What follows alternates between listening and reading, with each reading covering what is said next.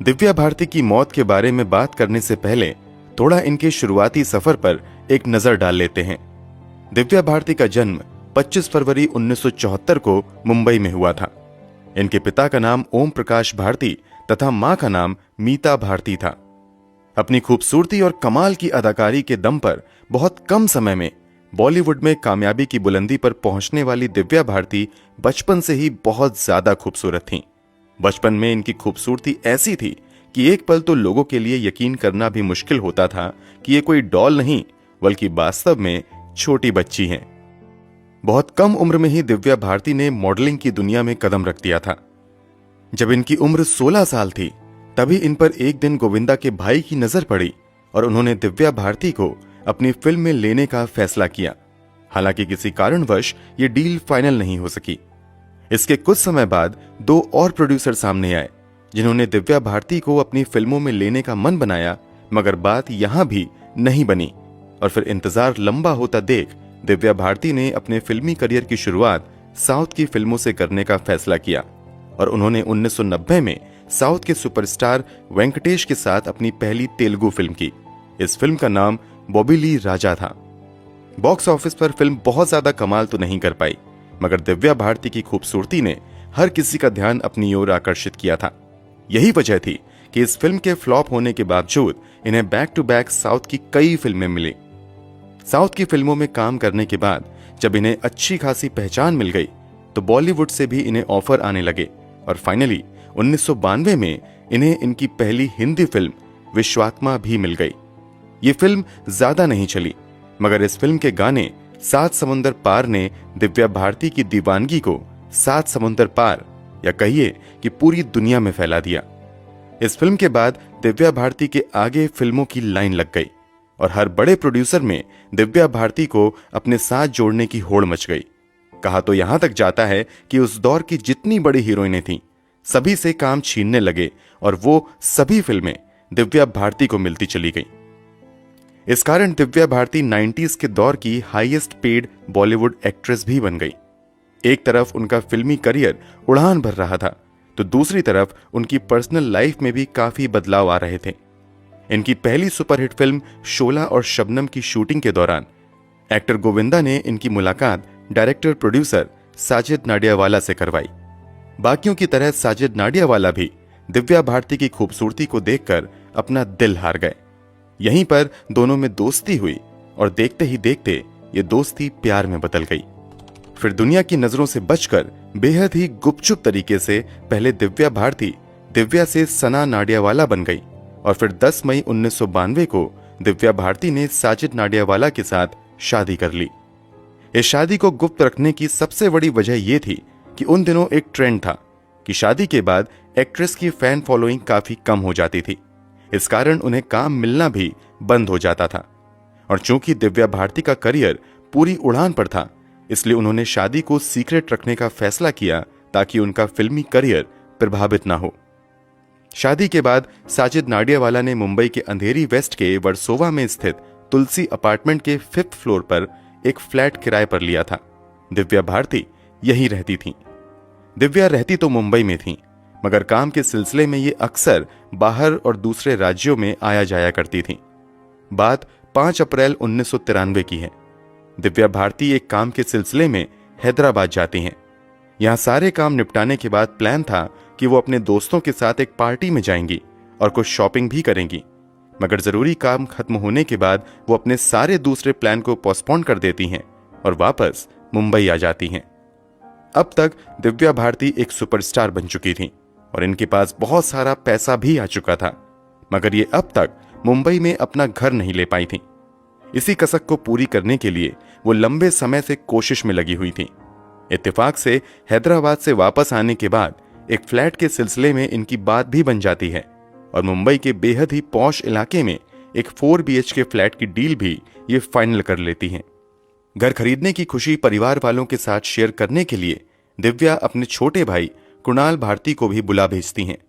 इसके अलावा अपनी खुशी में शामिल होने के लिए ये अपनी कॉस्ट्यूम्स डिजाइनर दोस्त नीता लुल्ला को भी बुला लेती हैं।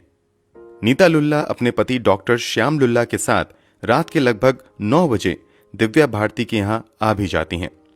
नीता लुल्ला और डॉक्टर श्याम लुल्ला के दिव्या भारती के घर आने के पीछे की एक दूसरी वजह भी दिव्या भारती की मौत के बाद सामने आई थी।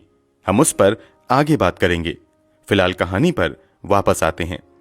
दिव्या भारती की ज्यादातर फिल्मों की कॉस्ट्यूम डिजाइनर नीता लुल्ला ही थी।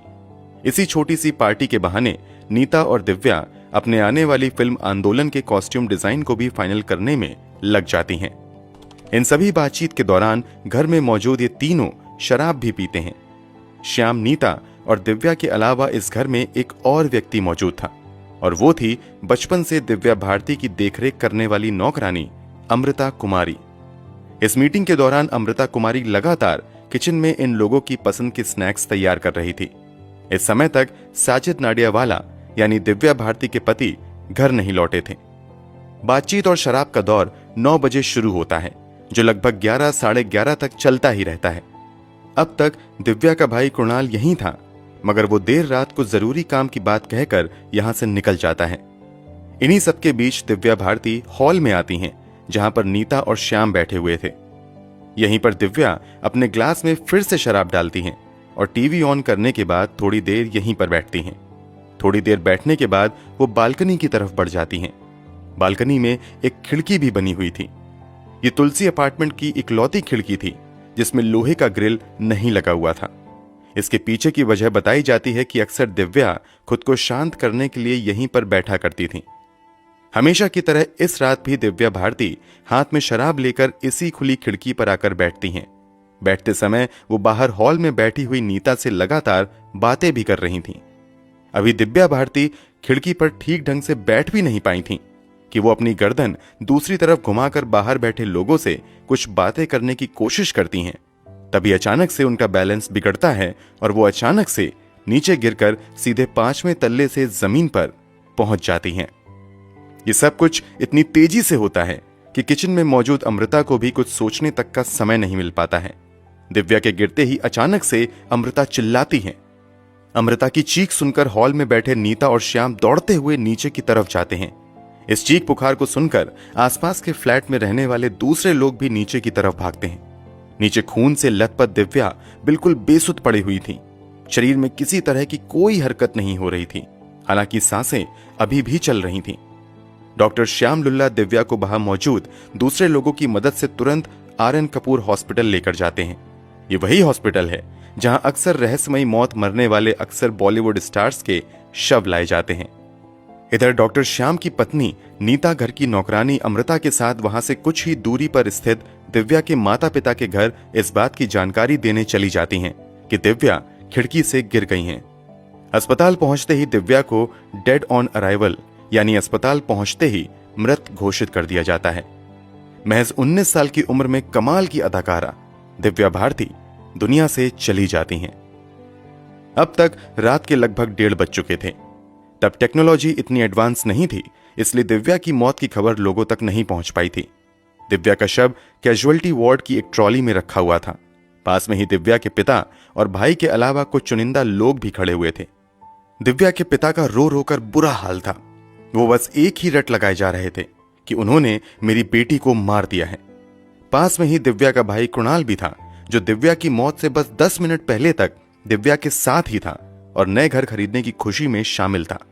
कमाल की बात तो यह थी कि दिव्या की मौत को कई घंटे बीत चुके थे, मगर दिव्या की मां का कहीं भी अता पता नहीं था, बल्कि वो रात के लगभग 3:45 बजे अस्पताल आती हैं। अस्पताल पहुंचने तक उन्हें इस बात की जानकारी नहीं थी कि उनकी बेटी अब इस दुनिया में नहीं है, बल्कि उन्हें बताया गया था कि वो गिर गई हैं और कुछ चोट आई है। बाद में हुए खुलासे के मुताबिक जैसे ही दिव्या की मां पर दिव्या के पिता और भाई की नजर पड़ती है, दोनों उसी की तरफ तेजी से भागते हैं और दोनों एक साथ मीता पर चिल्लाते हुए कहते हैं कि जो हुआ है सब तुम्हारी वजह से हुआ है। मतलब दोनों दिव्या की मौत का जिम्मेदार दिव्या की मां को ही बता रहे थे। इन दोनों की चिल्लाने के बावजूद दिव्या की मां बिल्कुल खामोश रहती हैं और कोई जवाब नहीं देती हैं। इस बात का रहस्य आज तक कोई नहीं समझ पाया कि दिव्या की मौत के लिए दिव्या के पिता और भाई दिव्या की मां को क्यों तब जिम्मेदार ठहरा रहे थे और दिव्या की मां को अस्पताल आने में इतना लंबा समय कैसे लग गया। खैर, थोड़ी देर दिव्या की मां वहीं पर रुकती हैं और फिर थोड़ी देर बाद वहां से निकल जाती हैं। अब तक दिव्या के पति साजिद नाडियावाला को भी दिव्या की मौत की खबर हो चुकी थी। थोड़ी देर में साजिद भी अस्पताल पहुंच जाते हैं और सीधे उस वार्ड में जाते हैं जहां पर दिव्या के शव को रखा गया था। दिव्या को देखने के बाद साजिद बिल्कुल खामोश रहते हैं। वो किसी तरह से कुछ भी रिएक्ट नहीं कर पाते हैं और कुछ ही पल बाद नीचे गिरकर बेहोश हो जाते हैं। डॉक्टर के मुताबिक वो दिव्या की मौत के सदमे को बर्दाश्त नहीं कर पाते हैं, इसी वजह से शॉक की हालत में चले जाते हैं। साजिद की स्थिति भी तेजी से बिगड़ने लगती है और तत्काल उन्हें आईसीयू में एडमिट कराने की नौबत आ जाती है। थोड़ी देर बाद साजिद होश में आ जाते हैं, मगर उनका व्यवहार भयानक तरीके से बदलने लगता है और वो अजीब हरकतें करने लगते हैं। इस कारण अंत में उन्हें कुछ दवाई देकर डॉक्टर की निगरानी में ही सुलाया जाता है। तारीख बदलकर 6 अप्रैल 1993 हो चुकी थी। अब लगभग सुबह हो चुकी थी। दिव्या की मौत की खबर अब इंडस्ट्री से जुड़े लोगों तक भी पहुंच चुकी थी। दिव्या को देखने सबसे पहले आने वाले इंडस्ट्री से जुड़े लोगों में प्रहलाद नेहलानी थे, जो अपनी पत्नी और बेटे के साथ आए थे। इसके अलावा दिव्या को देखने सबसे पहले आने वाले चुनिंदा लोगों में सैफ अली खान, संजय कपूर, बोनी कपूर और गोविंदा इत्यादि शामिल थे। इधर मौके पर पुलिस भी पहुंच जाती है और लोगों के बयान दर्ज करना शुरू कर देती है। सभी कागजी कार्रवाई पूरी करने के बाद दिव्या का पोस्टमार्टम किया जाता है। पोस्टमार्टम में खुलासा होता है कि ऊंचाई से गिरने की वजह से दिव्या के सर में काफी गहरी चोट आई थी। बहुत ज्यादा इंटरनल ब्लीडिंग हुई थी, इस कारण ही उनकी मौत हो गई। इसके अलावा जांघ की हड्डी भी बुरी तरीके से टूट चुकी थी। सभी जांच पड़ताल के बाद 7 अप्रैल 1993 को दिव्या का शव परिवार वालों को सौंप दिया जाता है। सभी फॉर्मेलिटीज के बाद मुंबई के विले पार्ले स्थित क्रिमेटोरियम में दिव्या का अंतिम संस्कार किया जाता है। अंतिम संस्कार से जुड़ी रस्म को साजिद नाडियावाला पूरी करते हैं। दिव्या इस दुनिया से जा चुकी थी, मगर अपने पीछे सैकड़ों सवाल छोड़ गई थीं, जिसका जवाब हर कोई जानना चाह रहा था। सबसे बड़ा सवाल तो यही था कि दिव्या ने ऊपर से कूदकर सुसाइड कर लिया है या फिर उनकी साजिश के तहत हत्या की गई है। जब पुलिस ने लोगों से पूछताछ करना शुरू किया तो एक के बाद एक कई खुलासे होने शुरू हो गए। पुलिस ने सबसे पहले घर के अंदर मौजूद डॉक्टर श्याम लुल्ला और उनकी पत्नी नीता का बयान दर्ज किया था। दोनों अपने बयान में एक ही बात कहते हैं कि वो पक्के तौर पर नहीं कह सकते कि दिव्या ने जानबूझकर ऊपर से छलांग लगाई या फिर बैलेंस बिगड़ने की वजह से गलती से वो गिर गईं। कमाल की बात तो ये थी कि इस घर में इस हादसे के वक्त एक और सदस्य था। वो थी घर की नौकरानी अमृता, मगर पुलिस ने पहले अमृता का बयान लेना जरूरी नहीं समझा। इसके पीछे की वजह क्या थी, कोई नहीं जानता। इससे भी ज्यादा चौंकाने वाली बात तो ये थी कि दिव्या भारती की मौत के ठीक 1 महीने बाद अचानक से अमृता की भी मौत हो जाती है। कहा जाता है कि हार्ट अटैक की वजह से अमृता की मौत हो गई। खैर, पुलिस 4 साल तक इस मामले की जांच करती रहती है और फाइनली सभी संभावित एंगल से जांच करने के बाद पुलिस दिव्या भारती की मौत को क्लियर कट एक्सीडेंटल डेथ का मामला बताती है। पुलिस किसी भी तरीके की साजिश से इनकार करती है। पुलिस ने भले ही अपनी जांच में इसे एक हादसा बता दिया था, मगर बाद में कुछ अनऑफिशियल सोर्सेज से कई चौंकाने वाले खुलासे हुए। एक दावा किया गया कि जब दिव्या हैदराबाद से वापस आती हैं, तो वहां से वो एक दोस्त की पार्टी में जाती हैं। वहां वो बहुत ज्यादा शराब पीती हैं और फिर नशे में ही घर वापस आती हैं। यहां साजिद से उनकी काफी लड़ाई हो जाती है। लड़ाई के दौरान साजिद घर से निकलने लगता है। इस पर दिव्या कहती हैं कि अगर तुम 10 मिनट में वापस नहीं आए तो फिर तुम मुझे कभी नहीं देख पाओगे। साजिद काफी देर तक वापस नहीं आते हैं और फिर दिव्या के मौत की खबर आती है। दिव्या की करीबी रही एक और दोस्त ने अनऑफिशियल तरीके से दावा किया था कि दिव्या की मौत से पहले किसी बात को लेकर दिव्या और साजिद में काफी ज्यादा लड़ाई होती है। उन दिनों दिव्या सीवियर डिप्रेशन से भी जूझ रही थीं। इस कारण लड़ाई के दौरान दिव्या काफी एग्रेसिव होने लगती हैं। बात बढ़ता देख साजिद डॉक्टर श्याम लुल्ला को तुरंत फोन करके बुलाते हैं। डॉक्टर श्याम अपनी पत्नी नीता के साथ आते हैं। जब दोनों पति पत्नी साजिद के यहां पहुंचते हैं तब भी दिव्या और साजिद लड़ रहे थे। दिव्या का भाई कृणाल भी वहीं पर मौजूद था। दोनों के बीच हो रही लड़ाई को देखते हुए श्याम तुरंत साजिद को घर से बाहर जाने के लिए कहता है।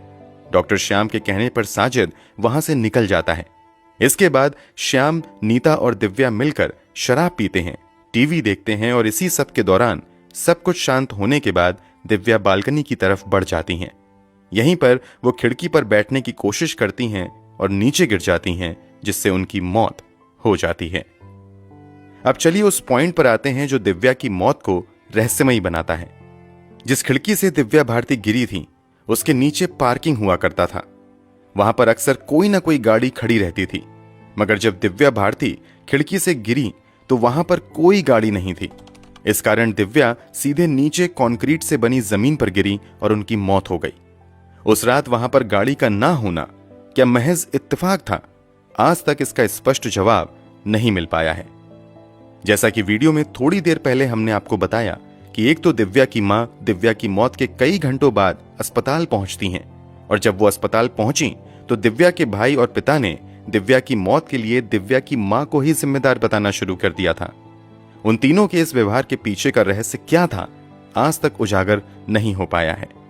दिव्या की मौत के समय उस घर में मौजूद नौकरानी अमृता का बयान लेने में समय क्यों लगाया गया, इसका भी स्पष्ट जवाब आज तक नहीं मिल पाया। अमृता की 1 महीने बाद हार्ट अटैक से मौत क्या वास्तव में हार्ट अटैक से ही थी? अमृता की मौत ने भी दिव्या की मौत को रहस्यमयी बना दिया। कहा जाता है कि अमृता ने दावा किया था कि उस बिल्डिंग के सभी अपार्टमेंट की खिड़कियों में ऑटो स्टॉपर लगा हुआ था। यहां तक कि जिस खिड़की पर दिव्या बैठी हुई थी उस पर भी एक ऑटो स्टॉपर हुआ करता था, मगर बाद में आगे की जांच में खुलासा हुआ कि वहां से ऑटो स्टॉपर गायब था। इस खुलासे ने भी दिव्या की मौत को थोड़ा रहस्यमयी बनाया। क्या किसी ने साजिश के तहत ऑटो स्टॉपर वहां से गायब कर दिया था? एक दावा किया जाता है कि दिव्या की मौत के पीछे अंडरवर्ल्ड की साजिश हो सकती है। इस दावे के पीछे बहुत ज्यादा एक्सप्लेनेशन तो नहीं है, मगर कहा जाता है कि उन दिनों अंडरवर्ल्ड के बड़े खिलाड़ियों तथा साजिद नाडियावाला में काफी करीबी रिश्ते थे। अंडरवर्ल्ड का काफी पैसा बॉलीवुड में भी लगा हुआ था और वो बड़े बड़े एक्टर और एक्ट्रेस के काम में सीधा दखल देते थे। कुछ दावों के मुताबिक अंडरवर्ल्ड से जुड़े लोगों ने दिव्या भारती पर भी दबाव बनाना शुरू कर दिया था, मगर दिव्या भारती उन लोगों की मर्जी के मुताबिक कुछ भी करने से मना करने लगी। बस इसी वजह से दिव्या भारती को साजिश के तहत खत्म कर दिया गया। साजिश नाडियावाला पर एक समय दाऊद इब्राहिम समेत अंडरवर्ल्ड के दूसरे डॉन से जुड़े होने का आरोप लगा था। यहां तक कि टी सीरीज के फाउंडर गुलशन कुमार के मर्डर के बाद बाल ठाकरे तक ने दावा किया था कि 3 लोग बॉलीवुड से हैं जिनका सीधा संबंध दाऊद इब्राहिम के गैंग से है, और उसी ने गुलशन कुमार को मरवाने में अहम भूमिका निभाई है। कथित तौर पर उन 3 लोगों में साजिद नाडियावाला का नाम आया था। दावों के मुताबिक साजिद से इस सिलसिले में कई बार पुलिस ने पूछताछ भी की थी, हालांकि ये आरोप कभी साबित नहीं हो सके। कुल मिलाकर कई दावों और अफवाहों के बीच दिव्या भारती की भी मौत या फिर मर्डर की थ्योरी में उलझ कर रह गई। दोस्तों, वैसे तो पुलिस रिकॉर्ड के मुताबिक दिव्या की मौत क्लियर कट एक्सीडेंटल डेथ का मामला है, मगर आपको क्या लगता है, दिव्या की मौत के पीछे किसी की साजिश हो सकती है या फिर ये एक्सीडेंटल डेथ का ही मामला था? कमेंट बॉक्स में जरूर बताएं। अगर आपको हमारी मेहनत पसंद आई हो तो इस वीडियो को लाइक करते हुए शेयर भी करें। धन्यवाद।